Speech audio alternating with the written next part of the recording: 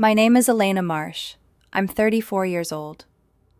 3 weeks ago, I stood in the back corner of a rented ballroom in Hartford, Connecticut, holding a glass of champagne I never touched, and I watched my younger brother Tyler raise a toast to the only Marsh who actually amounted to something.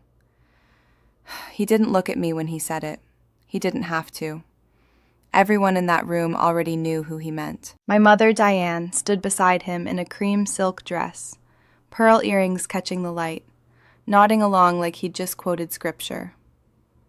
My father, Richard, stood a half step behind both of them, the way he always did, holding his drink, saying nothing, the way he always did. And I stood by the dessert table in a navy blazer that cost more than the centerpieces. And nobody in that room knew that the woman they'd spent 15 years calling the paralegal who couldn't cut it was the managing partner of the law firm that, in exactly 19 days, was going to determine whether Tyler's company survived the year. But I'm getting ahead of myself. Let me back up, because you need to understand what it took to get to that ballroom, and what I did after Tyler raised that glass. What they didn't know is that I had been sitting on something for 6 months. A manila folder. Thin, unremarkable.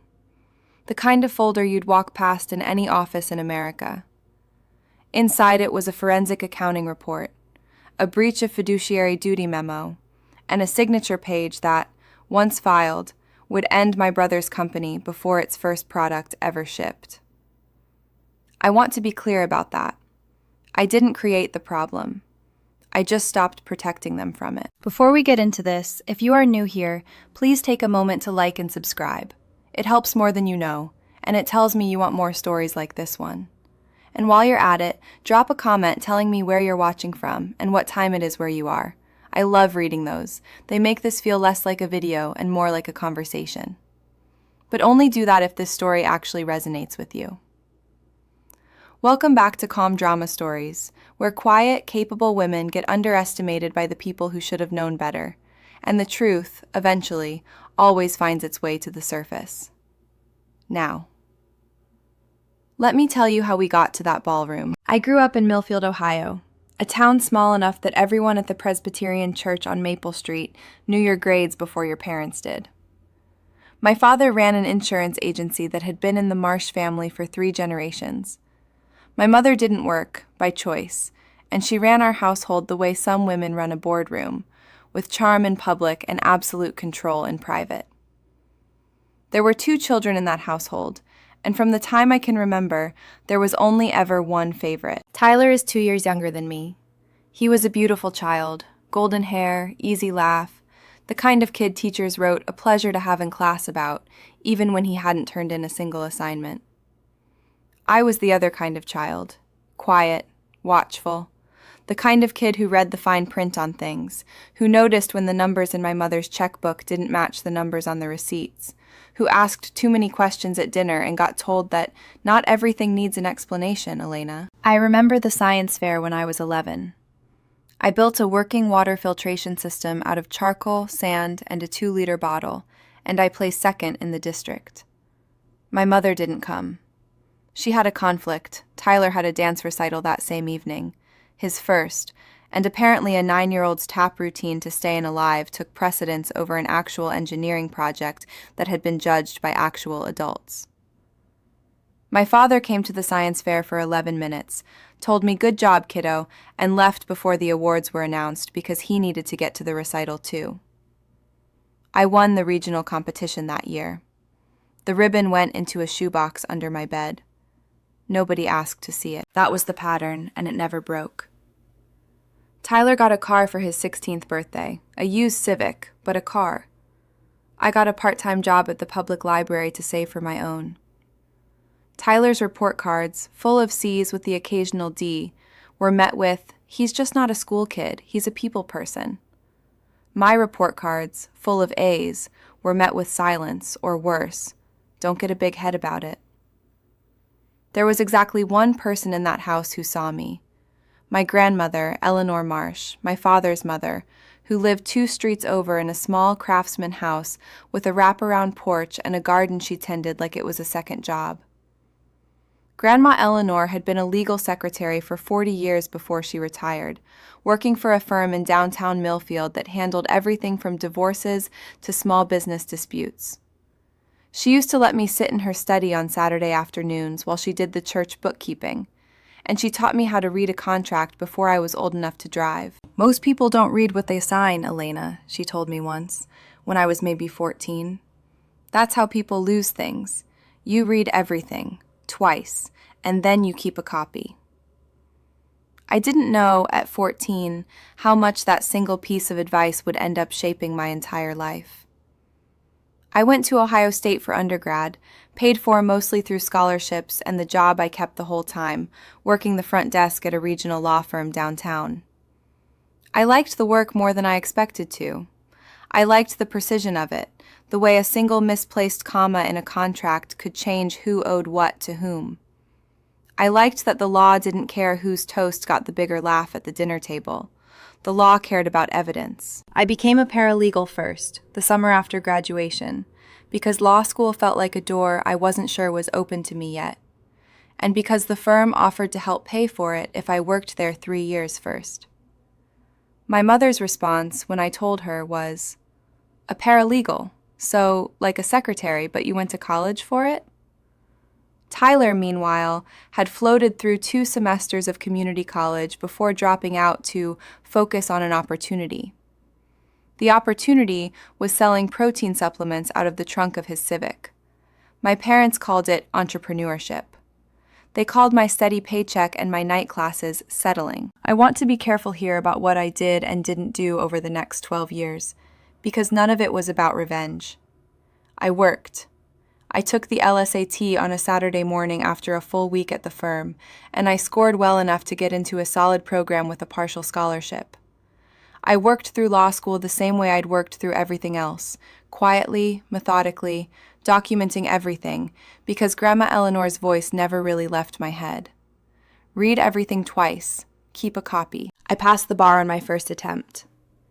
I took a job at a firm in Hartford that specialized in corporate and commercial litigation, because Connecticut had opportunities Ohio didn't, and because, if I'm honest, putting 400 miles between myself and my mother's dinner table felt like its own kind of relief. I made associate, then senior associate, then, 6 years ago, I made partner. 2 years ago, when the founding partner retired, I became the managing partner of Holloway and Marsh.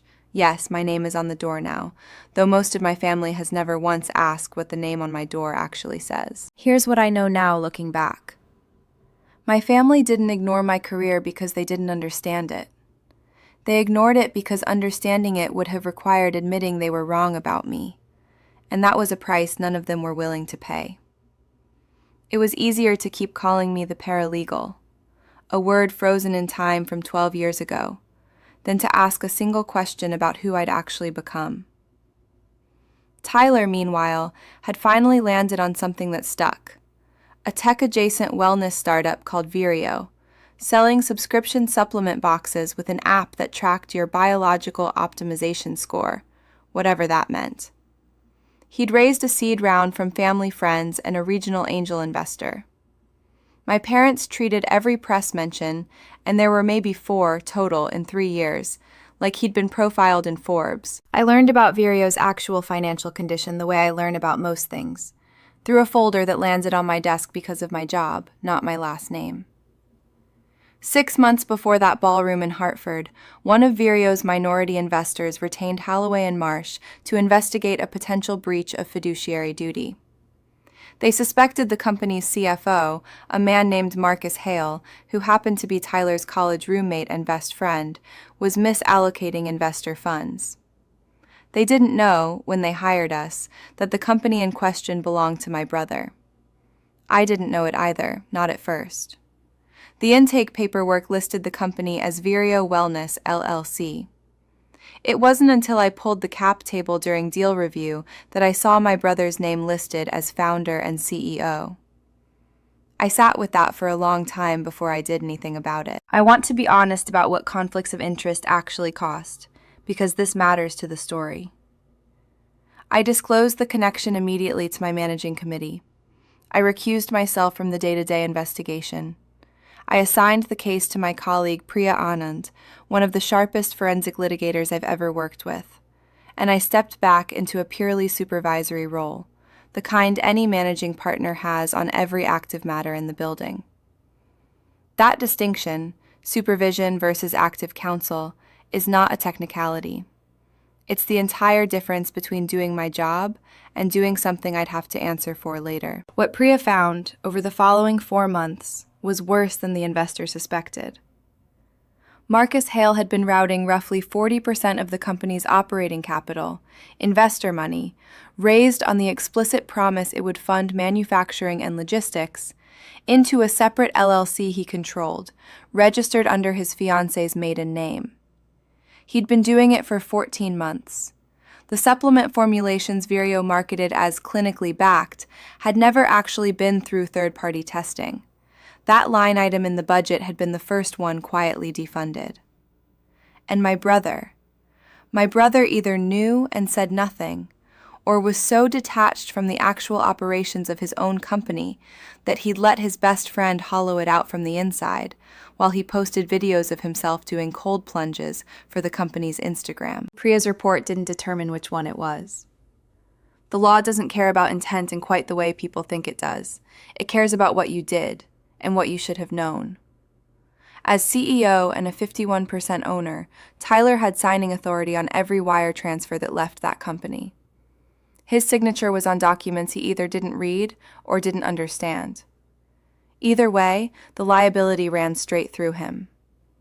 By the time the report was finished, I was holding a navy blue folder containing enough documented evidence to trigger a securities fraud referral, a breach of fiduciary duty claim against both Marcus and, by extension, Tyler, and a demand for immediate dissolution or restructuring that the investors' board seat gave them full legal standing to make. But here's what they didn't know.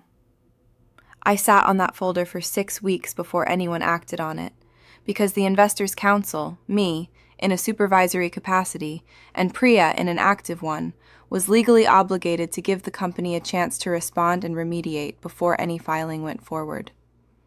That's not mercy. That's procedure. But I'll admit, some part of me was grateful for the delay, because it meant I had time to decide what kind of sister I was going to be when the floor finally gave out under my brother's company. I'm going to pause here for just a second. If this story is hitting close to home, if you've ever sat in a family room knowing something the rest of them didn't, knowing it was only a matter of time before the truth came out and changed everything, hit that subscribe button. I promise you it's worth staying for what happens next.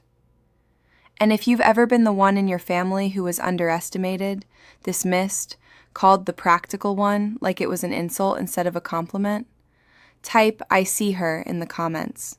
I read every single one. Now, back to the story. The launch party was Tyler's idea, and it was, in classic Tyler fashion, both premature and extravagant. Vireo had just closed what he was calling a bridge round, really just an emergency capital injection from my parents, who'd taken the second mortgage on the Millfield house to cover it, though I wouldn't learn that detail until later. And Tyler wanted to celebrate the company's next chapter before that chapter had actually been written. He rented a ballroom at the Hartford Marriott downtown, hired a DJ, ordered a 4-tier cake with the Vireo logo airbrushed onto the fondant, and invited a guest list of roughly 140 people, including, for reasons I still don't fully understand, me. I almost didn't go. I'd flown back to Connecticut from a deposition in Boston that same morning, and I had a filing due the following Monday that, unbeknownst to anyone in that ballroom, was the filing that would unravel the entire evening's premise. But Grandma Eleanor had passed 2 years earlier, and in the time since, I'd started showing up to these things anyway. Not because my mother had changed, but because I'd decided I wasn't going to be the reason the family story was, Elena cut herself off. If there was going to be a fracture, I needed it to be visibly, undeniably their doing, not mine. I should have trusted my instincts. The party was loud and bright and full of people my parents had spent 30 years cultivating relationships with. Church friends, country club acquaintances, a state representative my father had donated to for 2 decades. My mother worked the room in her cream silk dress, introducing Tyler to anyone who'd stand still long enough, using words like visionary and disruptor, words I genuinely don't think she understood the meaning of, but had absorbed from listening to Tyler's pitch deck rehearsals. I stood near the dessert table for most of the evening, in a navy blazer, drinking a glass of champagne I'd accepted out of politeness and never touched, watching the room the way I watch every room, for patterns, for tells, for the small physical gestures people make right before they say something they don't mean to say out loud. Around 9:30, Tyler tapped his glass with a spoon and called for everyone's attention. I want to describe this moment exactly as it happened, because the dialogue matters. "I just want to say a few words," Tyler began, glass raised, his face flushed with the particular confidence of a man who has never once had to read the fine print on anything in his life. "Building Vireo has been the hardest thing I've ever done, and I want to thank the people who believed in me when nobody else did." He looked at our parents. "Mom, Dad, you mortgaged your house for me. I will never forget that." Applause. My mother dabbed at her eyes with a cocktail napkin. Then Tyler's gaze drifted toward the dessert table, toward me. "And I gotta say," he continued, and the room laughed before he'd even finished the sentence, like they already knew where the joke was going. "Growing up, everyone always said Elena was the smart one, the responsible one. And don't get me wrong, she's a great paralegal." He raised his glass a little higher. "But I think tonight proves something. Sometimes the person everyone bets on isn't the one who actually builds something. I built a company, from nothing. So here's to actually amounting to something, instead of just filing other people's paperwork your whole life." The room laughed again. A real laugh, full-throated, 140 people finding genuine comedy in the idea that I, specifically, had spent my career filing other people's paperwork. My mother laughed loudest. My father didn't laugh, but he didn't stop it either. He looked down at his drink, the way he always did, the small physical gesture I'd watched him make my entire life, right before he let something cruel pass without comment. I didn't say anything. I didn't set my glass down hard or storm out, or even change my expression in any way that would have given the room a satisfying second act to their joke. I want to be honest about that, because I think people expect a moment like that to detonate, and it doesn't, not in real life. What actually happened is that I set my champagne glass gently on the white tablecloth, folded the cocktail napkin in my hand into a precise quarter, and felt something in my chest go very, very still and very, very clear. I'd spent 12 years letting my family believe whatever story was easiest for them. I'd let the paralegal sit there, unchallenged, year after year, because correcting it felt like asking for credit I didn't need, and because some quiet, stubborn part of me had wanted them to ask, on their own, what I actually did all day. They never asked. And now my brother had stood in front of 140 people and used the word paralegal as a punchline, 3 weeks after my firm had finished a forensic investigation that was about to end his company. I didn't decide in that moment to destroy him. I want to be very clear about that because it matters for what comes next. I decided in that moment that I was done protecting him from the consequences of his own choices. Those are not the same thing. I think people confuse them all the time, and the confusion costs them something, usually their peace. I stayed for another 40 minutes. I made polite conversation with my father's insurance clients. I let my mother introduce me to a woman from her book club as, "My daughter, she's in legal." The closest my mother has ever come in 34 years to acknowledging what I actually do. And then I left, drove back to my apartment, and called Priya Anand at 11 o'clock at night. "I need to talk to the Investors' Council first thing Monday," I told her. "Not about the substance of the case, that's yours, about timing." "Timing for what?" Priya asked. "For when we file." I should explain, for anyone who isn't familiar with how a matter like this actually proceeds, because the procedural reality is less cinematic than people expect, but it's the truth, and the truth is what I care about telling you. Priya's investigation had concluded weeks earlier. The remediation period, the window the company had been given, under the investor's demand letter, to respond, restructure, or self-correct, was set to expire in 19 days from that Saturday night.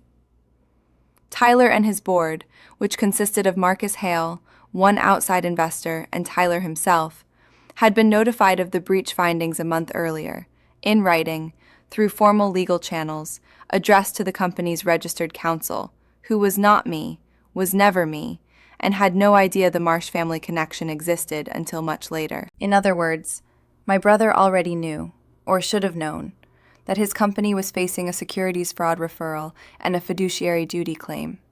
He'd known for a month.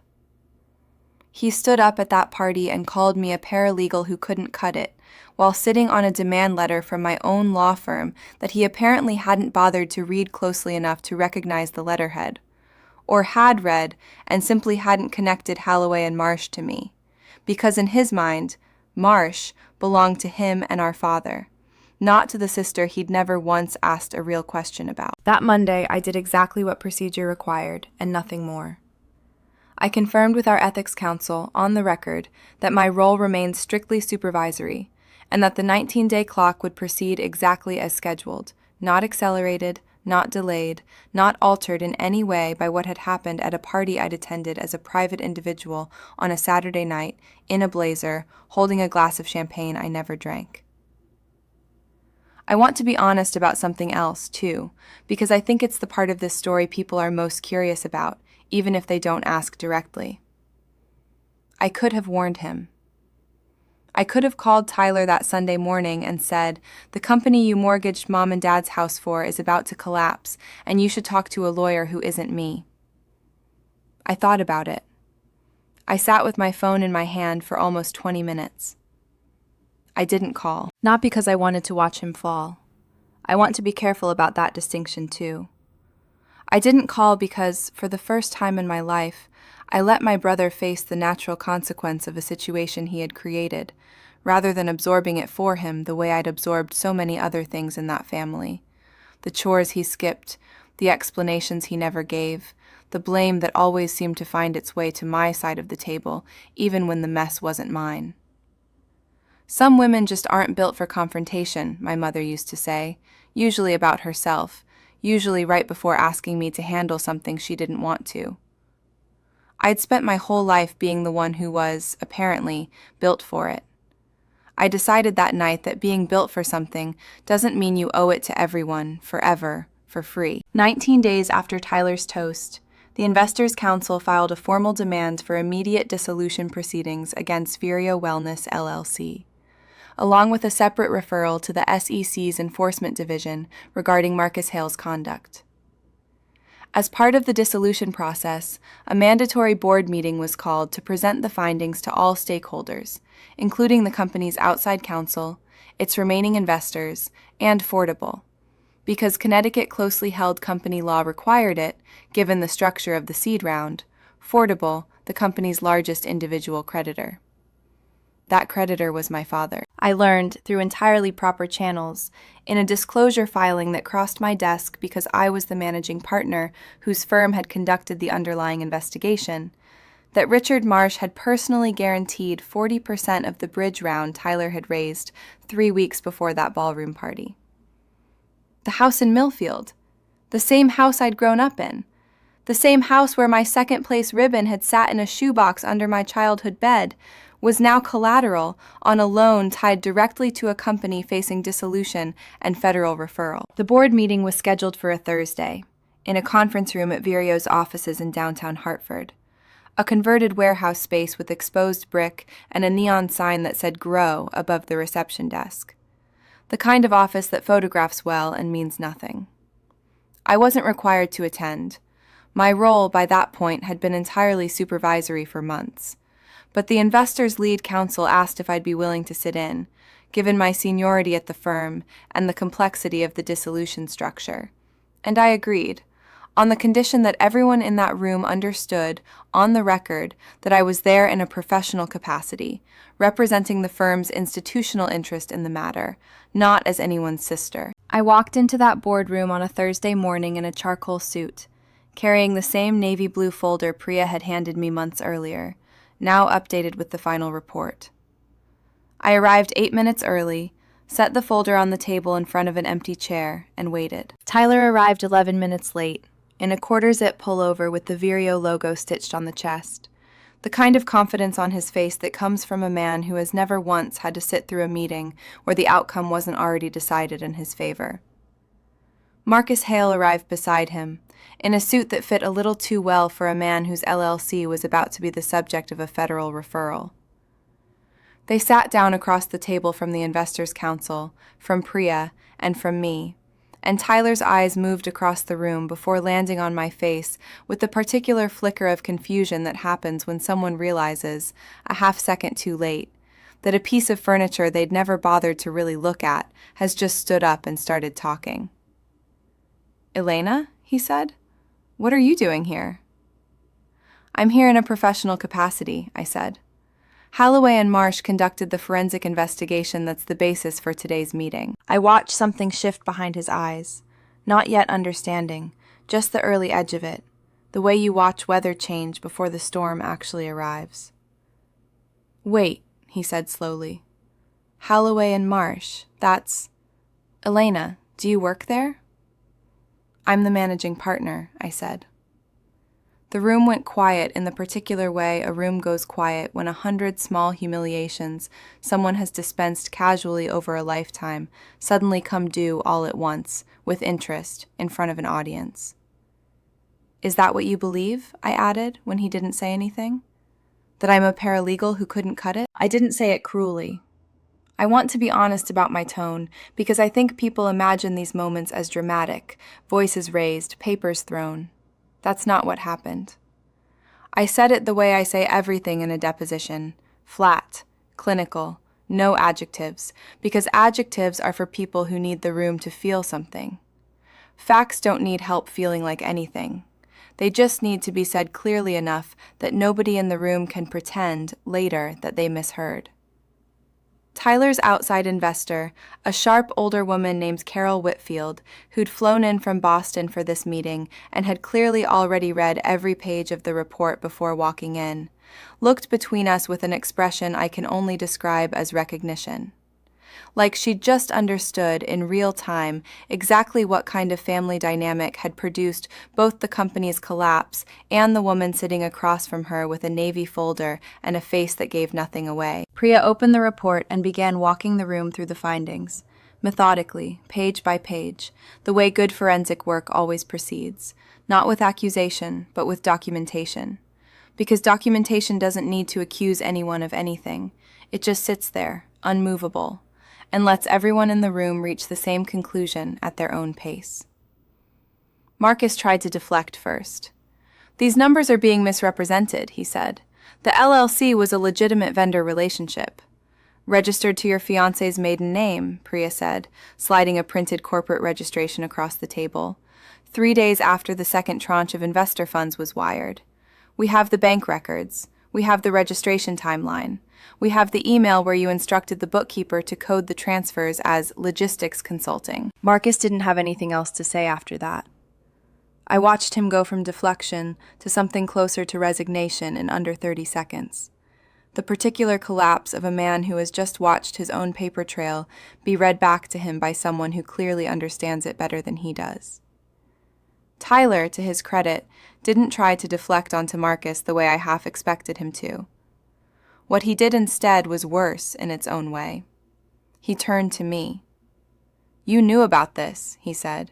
"How long have you known?"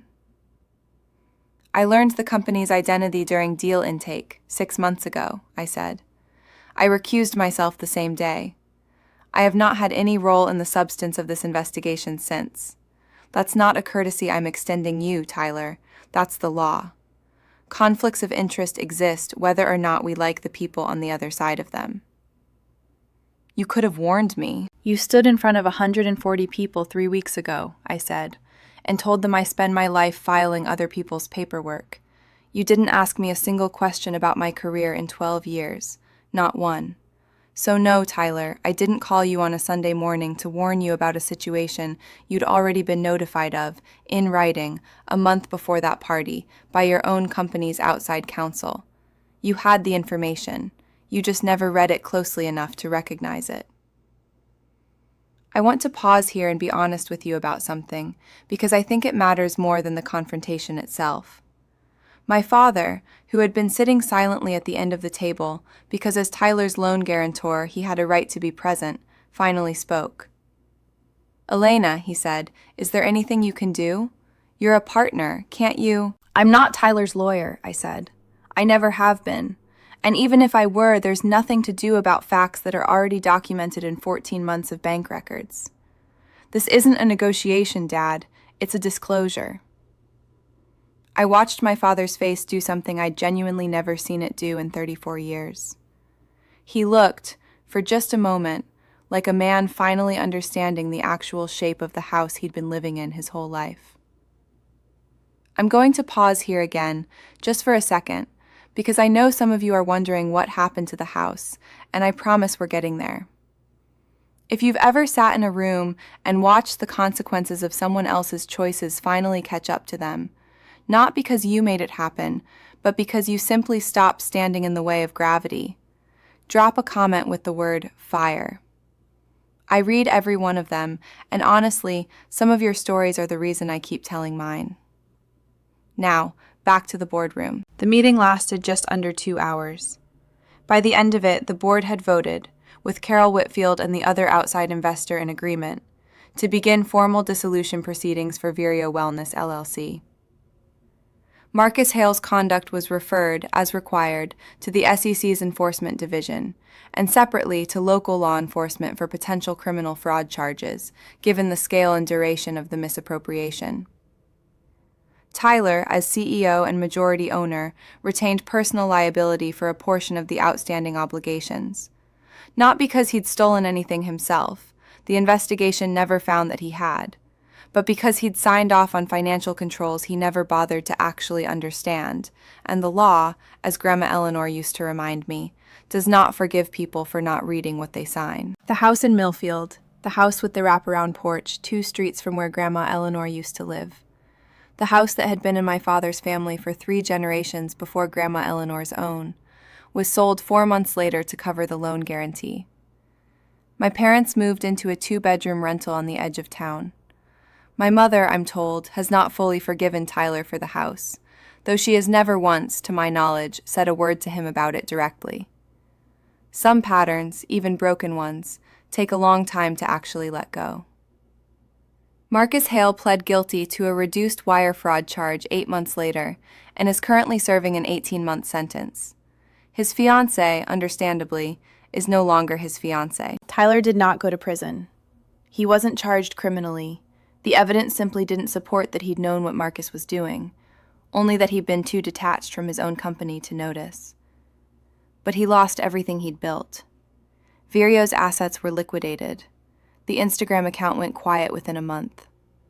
He moved into a studio apartment outside Hartford and, as far as I know, has spent the last several months working as a sales associate at an outdoor recreation store, which is, I'll admit, the first job I've ever known him to keep for longer than 4 months in a row. I did not seek any of this out. I want to be honest with you about that because I think it's the part people sometimes don't believe. I didn't file the complaint. The investor did, through outside counsel that was never me. I didn't engineer Marcus Hale's fraud. He did that to himself. 14 months of decisions, 1 wire transfer at a time. I didn't force my father to guarantee that loan. He made that choice on his own, the same way he made the choice, every single time, to look down at his drink instead of saying anything when his son made a joke at his daughter's expense. The fire found its own way back to the people who lit it. I didn't strike the match. I just finally stopped standing between them and the flame. Here's what's happened since, because I think the resolution matters as much as the confrontation. I sold my condo in downtown Hartford 8 months ago and bought a small craftsman-style house 20 minutes outside the city, with a wraparound porch that, when I first walked through it with my realtor, made my chest tighten in a way I didn't expect. I didn't plan that. I think some part of me has been looking for that porch my whole life without admitting it. I started a garden in the backyard that first spring, nothing elaborate, tomatoes, basil, a row of zinnias along the fence line, the same flowers Grandma Eleanor used to grow along her own fence. I adopted a dog from the county shelter, a scruffy mixed-breed mutt with one ear that won't stay up, and I named her Clover because it felt like the kind of name Grandma Eleanor would have approved of. Priya Anand and I have become genuinely close friends over these past months, not just colleagues. She and her husband come over most Sunday evenings, and we cook something complicated and eat it on the back porch while Clover chases fireflies in the yard. And it has become, without either of us planning it, the closest thing to a Sunday dinner ritual I've had in my adult life. I have, in the past year, started building something I never had growing up. Not a perfect family, but a chosen one. People who ask real questions and actually wait for the answers. My father called me 3 months ago, the first time he'd reached out directly in almost 2 years. He didn't apologize, not exactly. I don't think he has the language for that yet, and I've stopped expecting him to find it on my timeline instead of his own. But he asked, for the first time in 34 years, what my actual day-to-day work looks like. We talked for almost 40 minutes. It wasn't a reconciliation, not fully, but it was a beginning, and I've learned that beginnings are worth something, even small ones, even late ones. My mother has not called. I don't know if she ever will, and I've made a kind of peace with that I didn't think was possible a few years ago. Forgiveness, I've learned, is something I can offer freely, on my own terms, whether or not the other person ever asks for it. Reconciliation is different. Reconciliation requires both people showing up, and I'm no longer willing to do all the showing up myself. Tyler and I had coffee once, about 5 months ago. It was awkward and short, and neither of us quite knew how to talk to each other without the old roles to fall back into. But he said one thing that stayed with me. He said, "I think I spent my whole life being told I was the easy one to love, and I never once asked what that cost you." I don't know if that's the beginning of something real between us, or just a sentence he needed to say once and move on from. I'm leaving room for either. If you're listening to this, and you've ever been the one in your family who documented everything because you knew, somewhere underneath it all, that one day you might need to, I want you to hear this clearly. You don't owe anyone a lifetime of carrying weight they never once offered to help you carry. Boundaries are not revenge. They never were. A boundary is just the place where your responsibility for someone else's choices finally, rightfully, ends. You don't have to scream to be heard.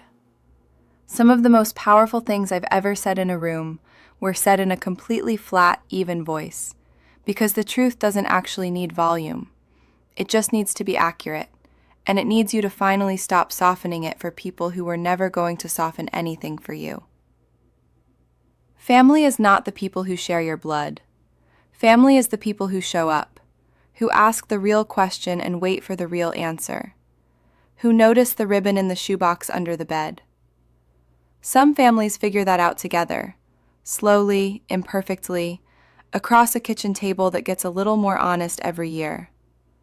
Some families never do, and that's not a failure on your part. That's just the truth finally being allowed to take up space. That toast Tyler made at his launch party? Here's to actually amounting to something, instead of just filing other people's paperwork, used to replay in my head sometimes in the weeks right after. Not because it hurt exactly, because it was such a perfect accidental summary of everything our family had gotten wrong about me for 34 years. They'd looked at the folder my whole life and never once asked what was inside it. Some women just aren't built for confrontation, my mother used to say. I think what she actually meant was that some women have simply been trained to absorb things quietly for so long that everyone around them forgets they were ever capable of setting the folder down, opening it, and reading it out loud. I was always built for it. I'd just been too busy protecting everyone else from finding that out. That's my story. If this reminded you of someone, a sibling, a parent, a quiet relative who's been carrying more than anyone ever gave them credit for, share it with them, or with someone who needs to hear that boundaries aren't cruelty, they're just clarity, finally spoken out loud. Drop a comment and tell me, would you have called your brother that Sunday morning to warn him? Or would you have let the folder speak for itself the way I did? I genuinely want to know what you would have done. Thank you for being here. If you're new to this channel, hit subscribe. I share stories like this every day about quiet women who were underestimated for far too long and the slow, steady, undeniable ways the truth eventually finds its way home. I'll see you in the next one.